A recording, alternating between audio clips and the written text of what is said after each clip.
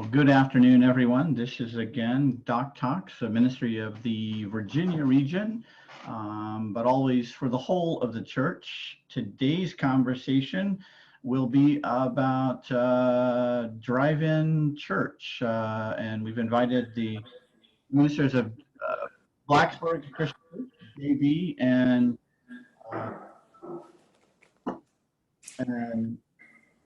Gary McCoy to be with us today. I had the chance of visiting with them and worshiping with them a Sunday or two ago, and it was really great. Remembering that DOCTALKs is more conversation. This is to help us become better at church.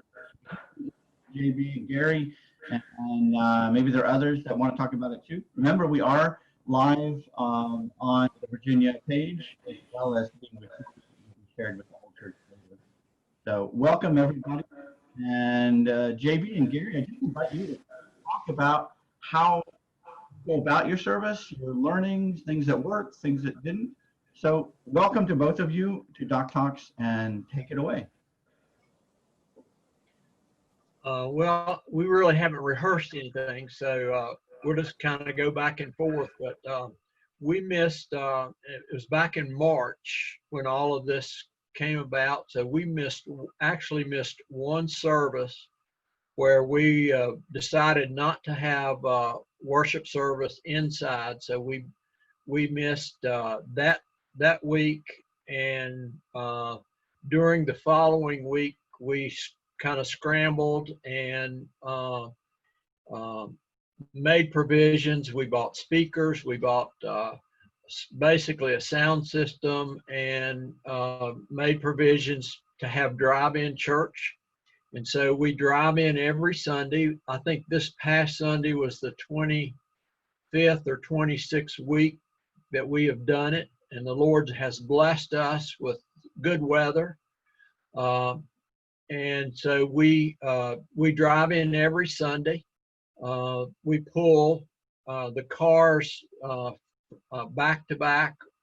We keep distance from side to side, and we average somewhere between I think we've had at least maybe 50 to 100 cars, depending on whatever Sunday it is. So it's we have had as many as over 100 cars. And we've got it where we can get them in and out, and so we've just kind of learned as we've gone through. When the temperature rose and it got heated, we got to purchase a transmitter so that we could transmit over radio station, and the people could sit with their air conditioning running, and we were able to do that. So Tracy is on with us, and he's kind of been he's kind of done the technology part of it, and then of course JB and I kind of go back and forth. So I'll pause a minute and see if JB wants to add, or if Tracy wants to add something else to it.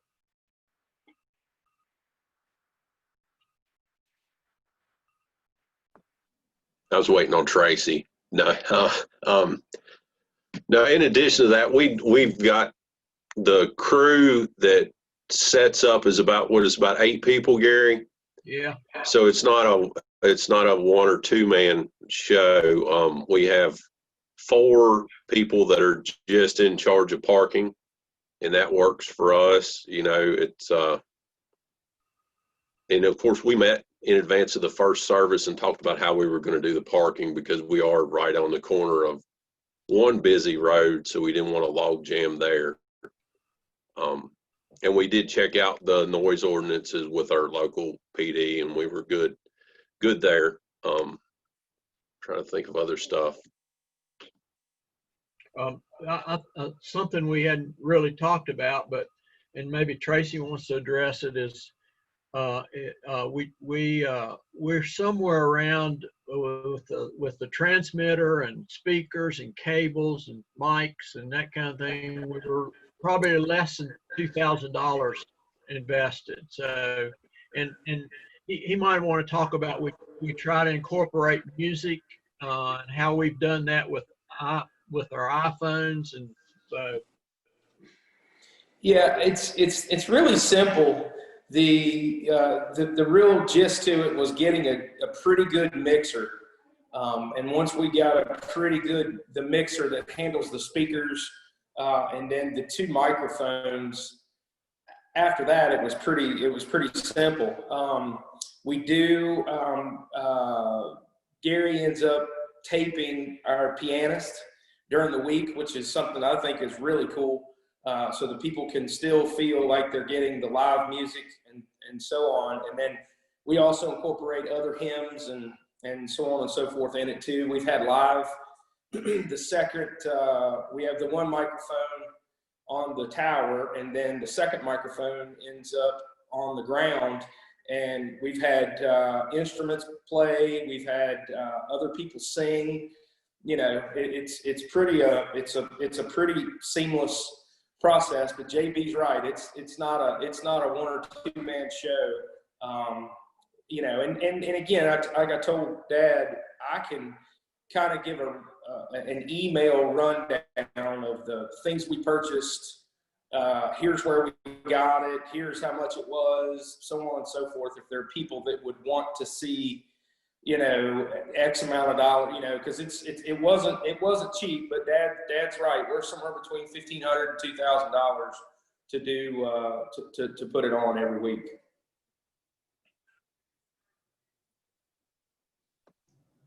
One thing I will add is, depending on the space that you have to broadcast to, you could probably get by with one speaker, don't you think, Tracy? I mean, we have two, and they can hear us in downtown Blacksburg, I feel like. But, you know, I feel like in a smaller space, you'd probably be fine with one speaker. Yeah, we're super fortunate, too, in the fact that there's a local hardware rental company that lets us use the lift every week. So we can get elevated, and it is easier to see, you know, but a lot of times you're just going to have to work with what you got. You know, the one week we had really bad weather, we had to switch to a secondary parking lot, and that posed a lot of challenges. It was very different. It worked fine, but I would say, Dad and JB, you guys will have to chime in, but I would say our grass lot that we do it in is probably somewhere between about 250 to 300 feet long and about 75 feet deep, maybe a little smaller. And our two speakers do that fine. And then the FM transmitter that we ended up getting, it has a range of about 500 to 600 yards. We got a little bit nicer one, just because we didn't know. And so, but that works out fine. You have to find a channel that's unoccupied every week. But so far with our location, the 89.3 that we've been using has not been occupied by any other group any week. So we've had the same station. We just keep everything set just like it is, and then it pops up and takes off. One thing I think that might be helpful, because what I find is that you all, because you've been doing it, are experts, but but at the same time, it's just something that you kind of do. I wonder if you could walk through a typical, from start to finish, what happens in your worship service. I know you've abbreviated what you do in your worship service, but there's so much that I noticed when I arrived there that it goes on, from the prep work, what happens before anybody gets there, from even just getting people into the right parking spots, handing out the kids kits, visiting and all that. If you could just walk through that together, I think that might help people as well to know even those details. And then I think that'll generate some specific questions. So, oops, Gary, I'm gonna ask you, sorry, I hadn't muted you there.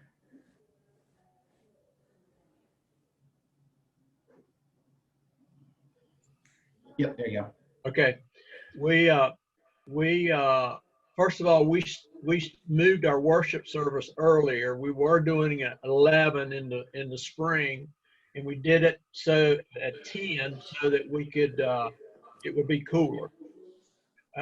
We began, JB and I get here, and we begin about 8 o'clock getting things kind of organized. Our parkers and people who set up come in, because we have people arriving a little after 9 who want a front row seat. So they come a little after 9, and we have the speakers. We have everything staged from one week to the other. We set up. We set the speakers up. We put the speakers on top of the church building, and we do that every week. We prepare the lift. We have a scissors lift, and we got a tarp to put it in case the scissors lift, so it would look nicer. And we have a chalice that hangs down from the front of it, or a banner or whatever we'd like. Set the mics up. We hook everything up, and usually between 8:15, 8:30, and a little after 9, those 6 or 8 people are scrambling to get that done. And then the ones who park are parking, and then after the service, it all goes in reverse. So I don't know when we'll ever get the church back in order, because we use this church inside the church as a staging area. So once we ever get back in church, it's going to take some cleaning and organizing, because we just bring stuff from inside and dump it on the on outside and dump it on the inside. So it's a process, and we've kind of got it down. So JB, add to it.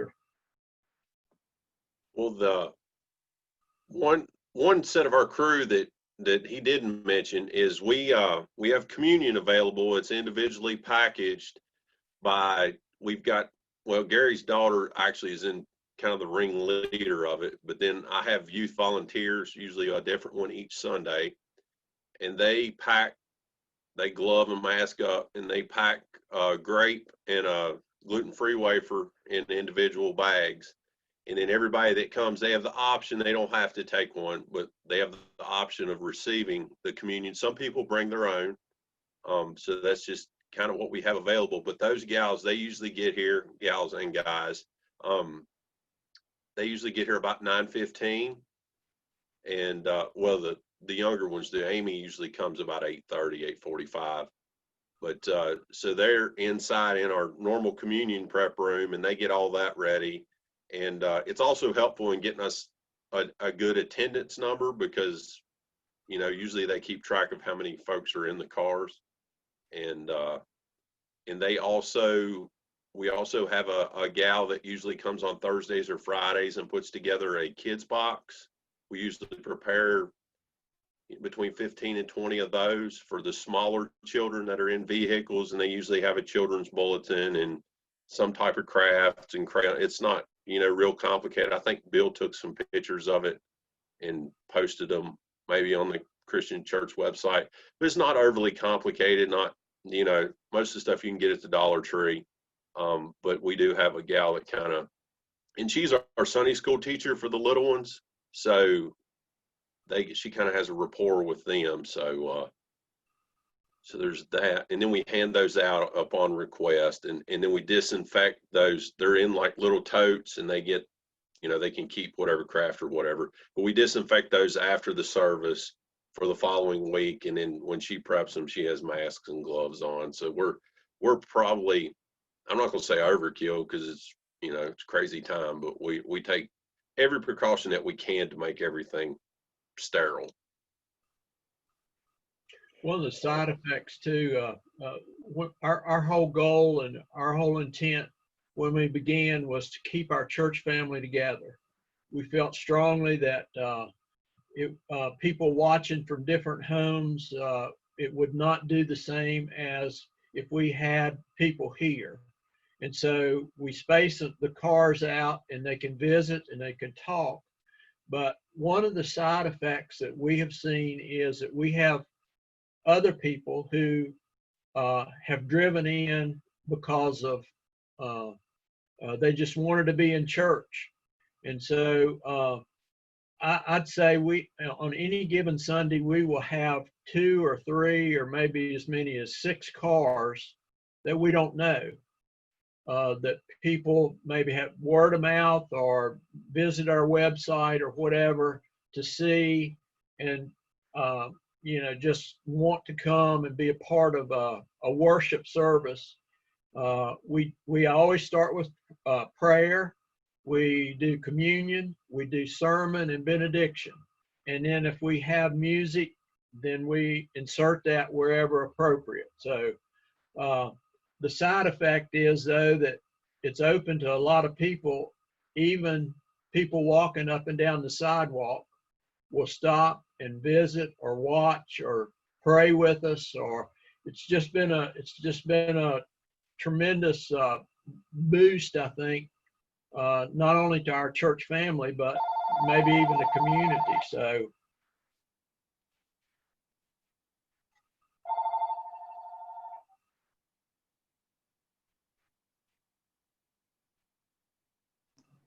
one of the things I guess I noticed when I was there is, and again, this is people maybe either have or are doing this, or in some cases, those that will listen to this may never have even thought about some of the things that you've learned. Just the sequence, like I know that for you all, you use the scissors lift. So in the beginning of the service, I walked around with you all, like intentionally visiting every single car and saying hi like you would in a sanctuary, just so that they get that greeting. And then at a certain point in time, whoever's preaching has to get on the scissors lifts, and then they're up on this lift, and then the person who's not preaching in this case then ends up at the end of the service greeting people as the cars exit in an orderly way. Again, almost like we would do in the sanctuary. Can you all say just a little bit more about the beginning part there and the end? I mean, that's just something I don't know that people would know to do that. We try to touch base with every car every Sunday, and in that car is our church family. And so we try, even this past Sunday, I said, we have done unthinkable kinds of things on Sunday morning. We've delivered food from one car to the other. We have delivered newspapers, and many times the people will put a card in a Ziploc baggie where it's sanitary. We can take it from one car to the other. We've just done all kinds of things like that. And so giving out kids boxes, we do, we just try to connect with each and every church member every Sunday. And then like the Sunday that you were here, Bill, JB preached, and so that allowed me to, at the end of service, be there to say to every car, hey, have a good week. God bless you. We love you. Those kind of things, especially during this time, people need to hear. So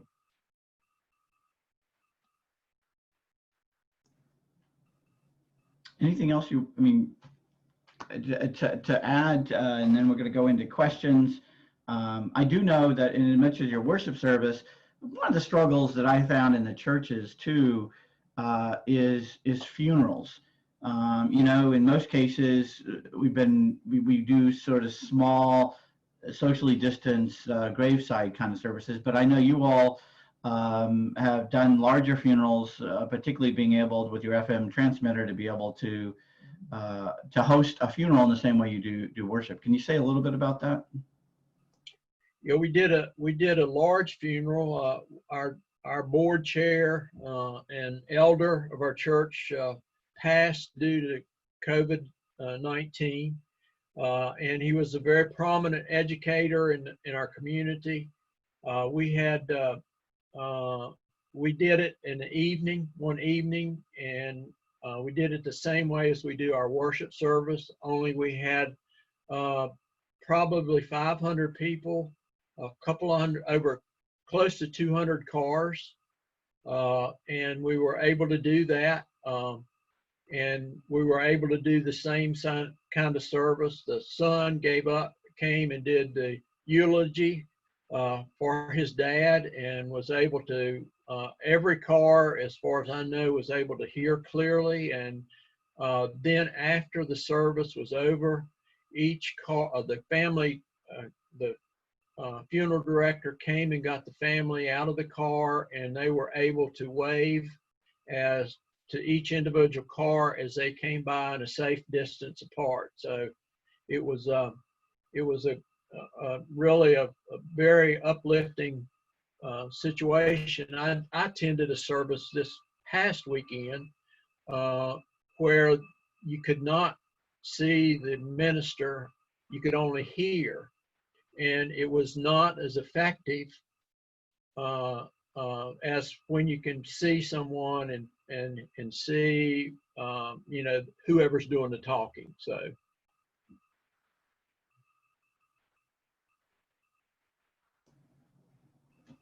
All right. I mean, again, you got the basics, and I'm sure that there's more in there, but does anybody have any questions if nobody else does, I mean, again, just know that I have one. I'm into the details. So I will be sharing in the recorded version some pictures that I did take there, including people, you all have an FM transmitter, the cost, and I know Tracy said that he can share stuff with that. But is that something you order on Amazon? Is that something you go down to? Yeah, so just little things like that. These are the things that people just don't know.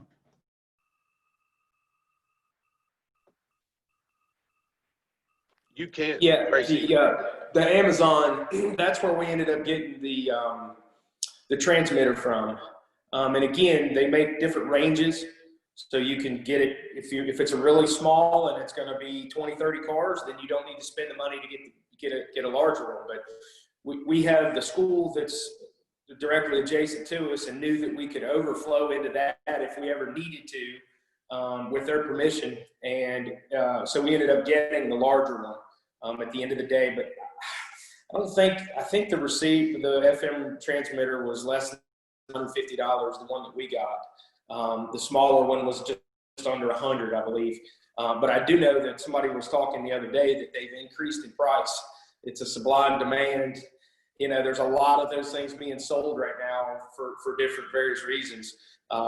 And so I know that they have increased in price just a little bit, but we worked with the normal, Dad worked with the normal people that we do our sound stuff with, that are not too far away from us to purchase the 2 speakers and the mixing board, and was able to do that. But, and I think we were right around $1,000, give or take a little bit, with the speakers and the mixing board. And then the other costs were various items, the tarp, making the chalice, the ferns. We try to, Dad and JB do a really good job of making it look like a sanctuary, sitting outside, and it's so it really looks good. But there was not a lot of associated costs.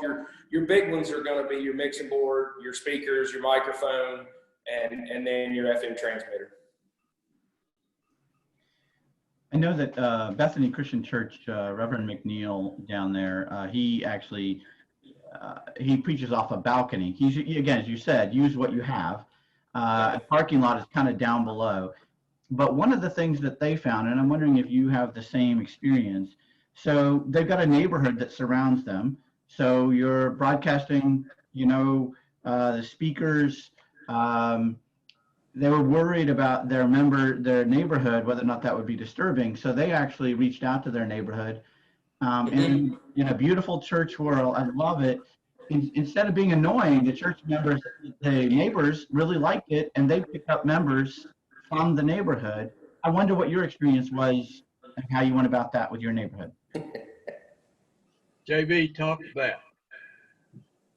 All right. Well, about that. So when we did our first sound check, I got to go back to this because I was really apprehensive after we did our first sound check. We got these speakers, we put them on the roof. We're like, wow, that sounds good. Well, in the process of this sound check, we have 3 different neighbors come over. And of course, we weren't thinking. It was like 2 o'clock on a Friday. And they're like, y'all got to shut it down because we're on Zoom calls. And I just didn't think about it. I was like, yeah, everybody's working from home. So I'm like, man, they're going to call the cops on Sunday, which is why we called the local, police department to make sure we were in compliance, and we were.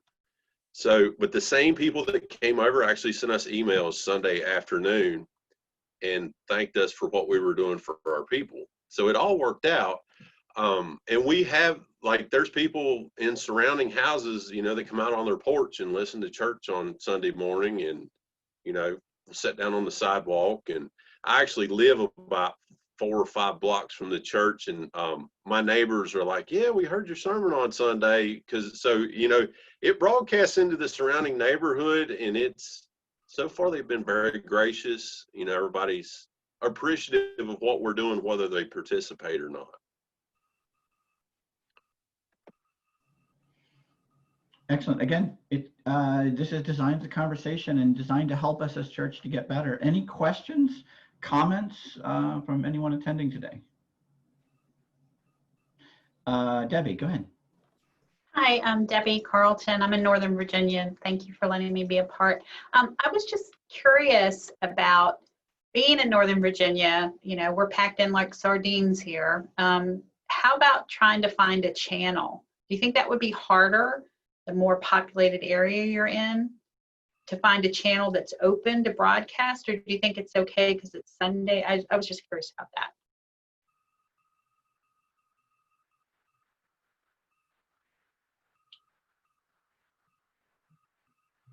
Well, I think there's channels available, and Tracy might want to speak to this, but I think there's channels available. If we're on FM channel, if there's not an FM channel, I feel sure that there probably be a AM channel there, but I don't know. So basically, what you need to do is the newer vehicles. Once you scan through to find the actual channels, you'll see it in the top left-hand corner or whatever. It'll tell you sports channel or this channel or religious or rock station or whatever. And what we had to do was scroll through and find one that said public. Or it'll say absolutely nothing, or it'll say public. And it'll let you know, it will not let you link into that particular channel if it's already occupied. So some of it will be trial and error. And so we went, when we got it, we trial and errored it a couple times and found that station. We just found it, like I said, in the public, it just had a public on it. And then we were able to utilize it, and it worked fine. So I think from that standpoint, it's probably going to be a trial and error if that's something you want to do. And then you might be able to research it online. I'm not sure, but you might be able to research it online to see what's public and what's available. Thank you. Other questions or comments? Anything that you'd like to know how to do this? May I ask a question? Carolyn Mazaitis from Newport News, Hilton Christian Church. My pastor is really interested in the technology, and someone mentioned something about being able to email us a listing of the equipment. Yes, Dad and I can get together, and we can pull the mixing board, the speakers we got, the microphone. We'll give you brand names, model numbers, and then FM transmitter and all that kind of stuff. How can we get that from you? Dad, do you want to send an email to Bill? Yeah. Actually, I think I already sent you one while you're on vacation, Bill. You may not have checked it yet, but Same thing. Okay, I remember it. So what I'll do is I'll send that back out to a list and include it in an article in the Virginia Christian, but I'll also post it on the Facebook and that kind of thing. So, yep. The only thing that may not be in there, I don't know if that had the FM transmitter, did it, JB? It did. Okay, perfect. It did. I actually took Amazon screenshots, I think, of the speakers, the transmitter, and the mixer. And then the mics, you know, your preference. It's not, you know, I would recommend getting a wind cover for the mic. That's the only thing that wasn't on there, because if you have any wind, it does pick up if you don't have a mic that's equipped for it. Right. Okay, so we could find it in the Virginia Christian? Yep, and if you noticed, our General Minister and President Terry Hord Owens just posted that they're going to put it up on the disciples.org site too. So you're all going to be famous. That's wonderful. Thank you very much. Any other questions about details, technology? Yeah, go ahead, Jim. I had an experience of just going to a drive-in one time, and the car battery was dead when the movie was over. That's something maybe you don't usually think of, and I hope it hadn't happened to you, but do you have jumper cables and things help with people if they run into that situation? Yes, we have two, I'm not sure what they're called, but the jump boxes that we have inside, and all we have to do is take them out and hook them up. We've not really had too much of a problem. We've had a couple of incidences. One, the car wouldn't start, and so we made do with that. And then one of the elderly ladies bumped the car in front of her one Sunday leaving, but you know, those things happen when you get people close together.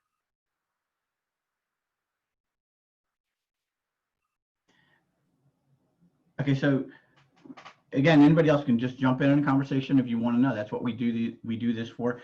I'm going to move just a little bit that minister church thing in me that says, okay, so in the midst of the times that we live in, we're doing these different things, including this way of worship. Do you see any implications to the way that the church has changed, that you anticipate that as we move forward, even when you're able to move back in, are there things that are going to be different for the good or the bad? Or I'm just interested in your perception of how this has affected you as church and maybe the life of church. So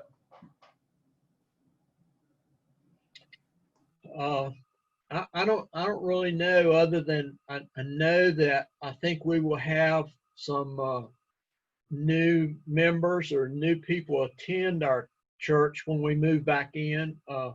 But we have our church is not ready.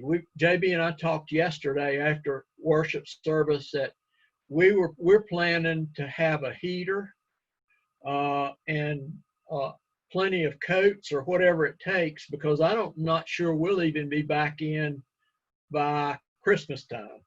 Who knows? But we're going to be prepared, and we will be able to be out until such time as we feel safe to be back in the sanctuary. But I do think that we will have picked up some new people to attend our church, whether they're members or not.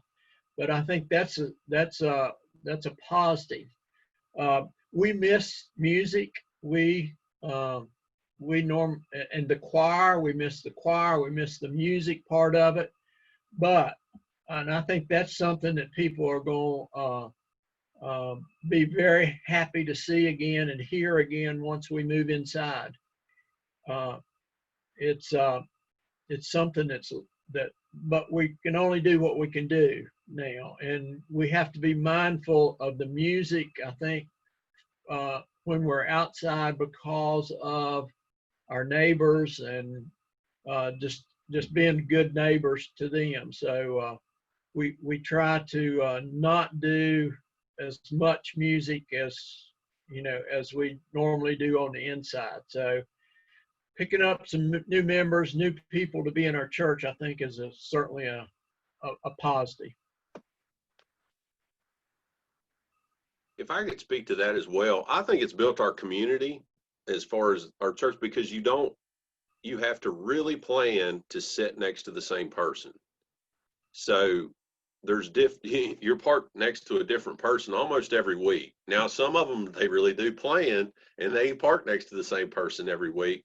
But I think people that wouldn't normally get to know each other or commune with one another have through this, because, they don't have a whole lot of interaction, especially our older folks. This is the only time they come out all week. And so they've gotten to know other people in the church, which has been good, I think. And I think when we move back in, that'll translate well, because they'll be like, oh, well, I parked next to them 2 Sundays. I know their name and, their kids and what's going on. So, it's kind of, I think it's kind of cool, because they don't have any control over where they sit unless they get there really, really early. One of the things too, just my add, one of the things too that we try to incorporate is, if someone wants to accept Christ as their Savior and wants to make that profession of faith, it's kind of hard to do. So it allows, if JB is preaching, then I'm down on the ground, and JB will say, if you want to make your profession of faith, pull over. Gary will be there. Or if I'm preaching, I say to them, pull over. JB will be there. And also, if you want to transfer your membership or place your membership with us, all you have to do is either tell us as we leave or call us during the week. We've been accustomed to letting somebody walk down the aisle and say, yeah, I want to change my membership and be a part of your church family. Well, that doesn't happen when you're driving in. So we've had to make accommodations that way as well. In a humorous, I wonder, in a humorous way, then I'll get to a serious question. You think that those that are arriving shortly after 9 o'clock to get the front row now will, when you go back into the building, want to be in the front row then? Maybe not. I doubt it. All right, that's just my humor, because it's interesting that happens. One of the things I'm wondering about is that I know that you also live stream this, and many churches are also using that option, doing a Zoom or some kind of live stream, and they're picking up members who are not geographically nearby. So they're able to attend worship and be part of the community in this new way. And with drive-in worship, I wonder if, again, you kind of talked about it, is that it sort of, churches can be very scary for new people to come into, to even walk in the doors, but because you are outside and it's just a little more permeable kind of experience with your community, will you continue or do things that mimic that? I mean, you'll be inside worship eventually. Is there anything that's changed your concept of what to do to keep that openness towards your community that happens just simply because you're meeting outside?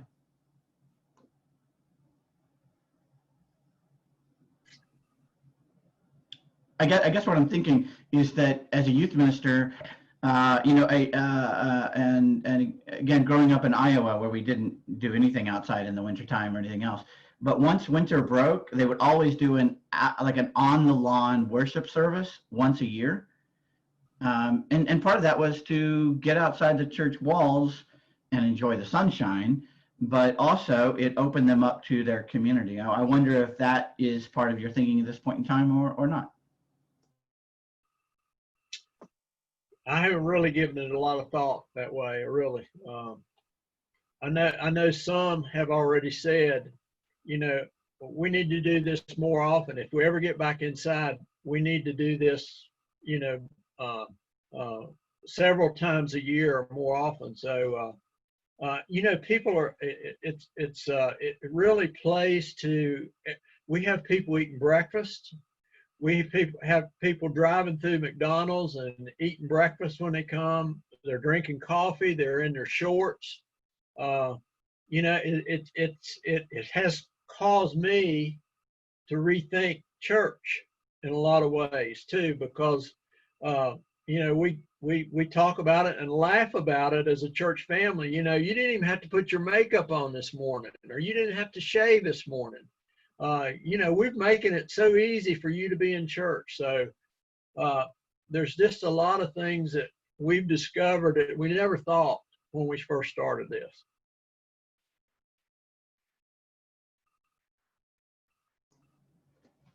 Other questions or comments today? I have one. Sure. With using the FM, was there any discussion about copyrights with music and things like that, since you're broadcasting? No, we've not crossed that bridge. All of our music, our pianist, she and I have a date every Friday morning, and she, we discover, we try to find music for the prelude and music before, while people are coming in and tuning the radios, that is closely related to the scripture lesson for that day.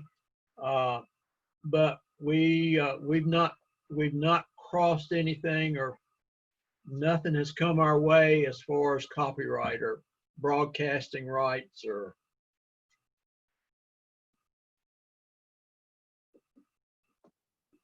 And I think as long as you're on one of the public stations like Tracy mentioned earlier, and we're only broadcasting 500 yards, so outside of that area, you're not going to hear it anyway. I mean, it ends at the end of the block here. So I think if we were broadcasting to the greater Blacksburg area, then there might be some permit issues, but there's several churches in this area that are using it, and I don't know that any of them have run into any issues just because of the short range of it. It's broadcasting at 0.5 watt, so it's not blowing the doors off of anybody, I don't think. Denise, go ahead. I'm so sorry that I came in late. Thank you guys so much for doing this. Good afternoon. So I have a couple of questions. Are you still doing virtual? That's one question. And how has this form of ministry increased or deepened the church's sense of mission in the community? You know, I kind of have to believe that none of this is a mistake. And from a God eternal perspective, that everything is the way it is. And so evidently it's not a shock to God. But since God uses everything for our good, how has it been made for your good? We as I guess as crude as it sounds, we were forced to move out. Mm-hmm. And so we've embraced that, and we've built it up. We did not do virtual before. Basically, we were pretty much as a traditional church. We stayed within our walls. Mm-hmm. Mission has always been an important part of our church family. We build it up. Like just last month, we collected food for Micah's backpack, a backpack program that feeds youth. And so every email that we sent out to our church family, we built it up, and we would say, bring your food, and the parkers, whoever parks you, will get it out of your car and take it in. And so we had almost $1,000 worth of food or donations last month for Micah's backpack. And this month we're doing the Interfaith Food Pantry. So we still have a mind for mission, and people are still involved in it, just in a little different way. Right, right. Has it increased?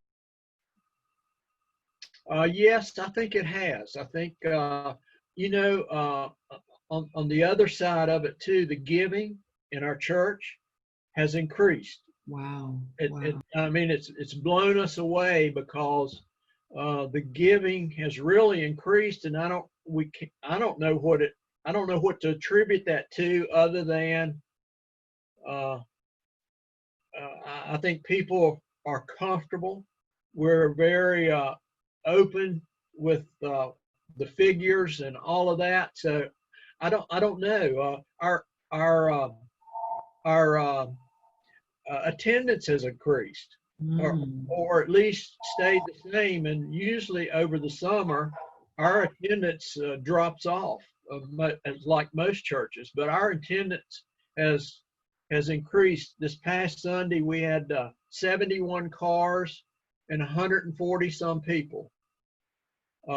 And so we average, our yearbook average is about 160 or 55 or something like that on Sunday morning. So we're in the ballpark of the same thing. So I think people feel comfortable. They want to be together and they want to see. And it's just like a bunch of chickens getting together cackling on Sunday morning. Everybody's talking between cars, and it's just it's important to be in family when they're together like that. I have to say that one of the, I mean, I was impressed with just how many people in the church were involved in making this happen. It felt like doing a new church, which I know has also got to affect the church, and I know you're not going to want to do that forever, like any new church, because you have to set up everything every Sunday and all that. But what really impressed me was at the end, Gary, when you were just doing your normal check-in with people as they were leaving, and you were able to be their pastor in that quick exchange as they were slowly driving out, and because you're the pastor, you knew the certain issues that were going on, but you were able to check on them in that way that we do when people file out of the sanctuary, that quick, not long, but long enough. And there was just a touch there that I thought, I guess it was the thing that probably impressed me the most, that felt as close as we get to normal in these times. So I just wanted to tell you that I just thought that was very powerful. Of all the things you did, that was one of those that caught my attention. Other comments and questions? Again, this will be, it is recorded. It's running live on our Virginia page right now. I will add pictures and a few video clips from the time I visited a couple Sundays ago when I post this video. Other questions today before we conclude?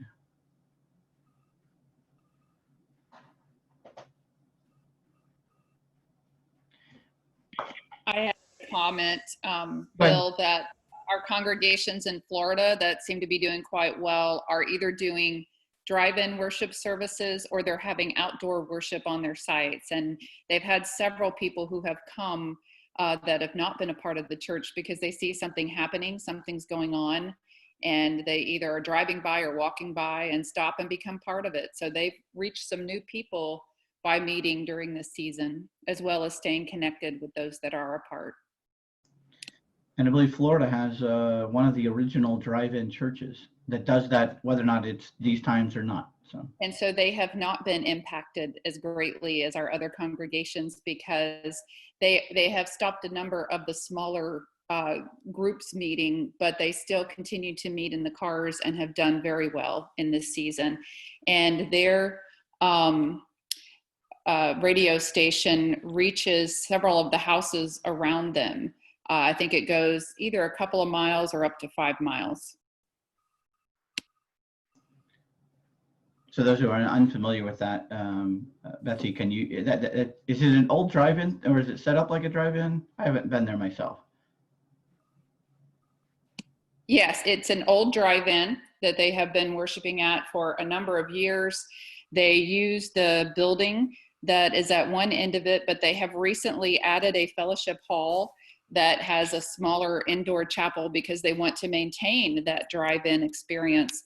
And people come who may not be able to come, whether it's COVID season or not. You've got a lot of people that may have autoimmune disorders or other kinds of things happening in their lives that could not go to a traditional church. You've got people that have pets and they want to bring their pets with them, and they can do that there. Children can stay in their pajamas. I mean, it's just a wonderful opportunity for people to come together. You have some autonomy within your vehicle, but you also have a great deal of that connection, as he was talking about today, that you'd be surprised at the kind of community that you can have there. They also had an event where they were going to do their celebration of however many years of doing the drive-in church. And so they had a tailgate party in their parking lot, and people brought their own food. Some of them brought their own grills to grill out, and they kept their distance, but they were able to see one another at that tailgate party. And so I think having those not only worship experiences, but creating those opportunities for that social connection can do a great deal for the morale, not only of your congregation, but for the individuals who are really trying to make it through the season. It gives them an opportunity to feel that connection in this time of isolation.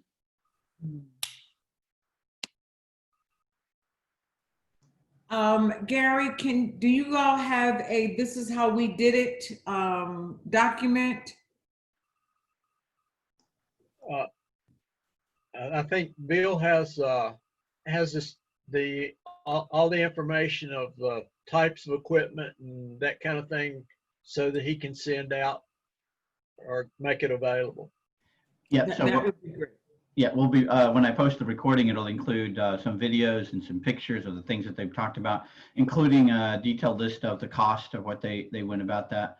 But I also asked them earlier to go through the service, so kind of lay out that. So I think hopefully what will be presented in the recording will help with that. I'm also Terry asked, as cooler weathers, do you anticipate any change to the way you go about the worship service? We don't. It was cool several times during the springtime, and we would just we would make sure we dressed appropriately. Like I say, JB and I talked about even yesterday, maybe when it gets cooler, we can put a heater in the lift as we go up, or we'll make arrangements for it. So we feel like we're in here for the long haul if we need to be. So we'll do what we have to do. And again, because there will be some people across the church who live in Montana or even my home state of Iowa, where there might be 18 inches of snow, we'll let them figure out how they might go about that. In Virginia, I'm so glad to be in Virginia. What you all call snow is delightful.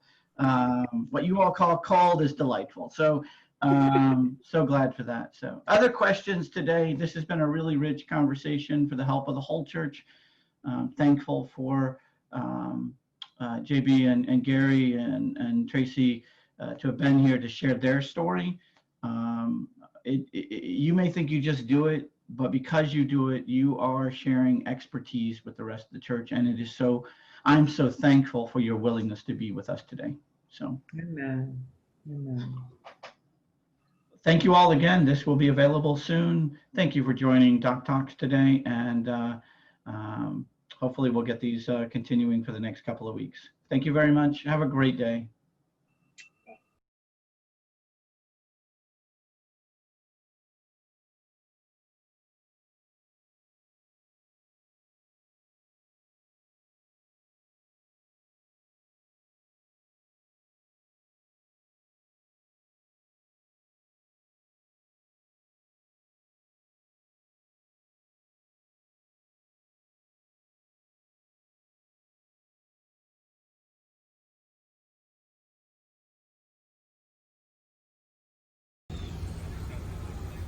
Have a good week.